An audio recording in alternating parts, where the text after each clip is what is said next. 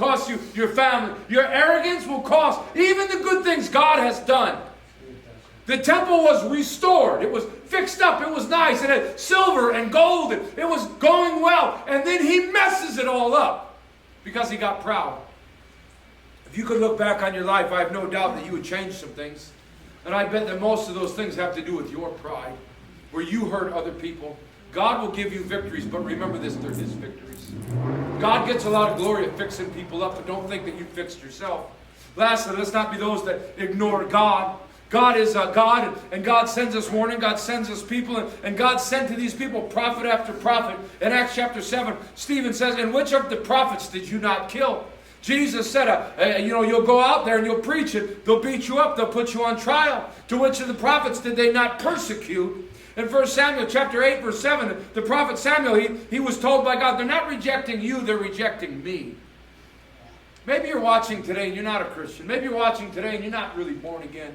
Maybe you got a bitterness. Maybe your life's not going the way you thought, and so you're willing to give God a chance. Let me tell you something. God will only give you so many warnings.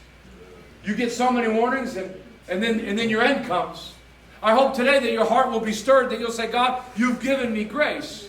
When Andrew Jackson was president, towards the end of his presidency, he wanted to give some pardons out. He gave out several hundred pardons, and there was one man named George Wilson who had murdered a federal worker. Murder might be a stretch. He had killed a federal worker in a bit of a riot and a bit of a tussle. And so he was sentenced to like life in jail.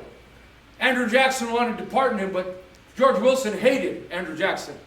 And he didn't want anything to do with Andrew Jackson. But Andrew Jackson, looking at the case, said, hey, you've served some time, and I want to give you a pardon. He says, forget you, Andrew Jackson. You're not my president. I don't want anything to do with you.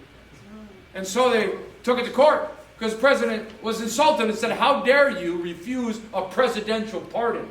I'm trying to let you out of jail. You don't have to be executed. You don't have to have life in jail. I'm offering you a pardon. He said, I don't want your pardon. So there's a famous court case, the United States against George Wilson. And the crux of the case was, do you have to receive a pardon if a president writes it? And the judge came back and said, a pardon is not a pardon unless it is received. God has given you a pardon. But a pardon is not a pardon unless it's received. God will give you victory. He'll give you opportunity. He'll give you prophets to speak into your life, to warn you, to guide you, to direct you. He'll give you grace. In Galatians chapter 2, verse 21 says, I do not frustrate the grace of God.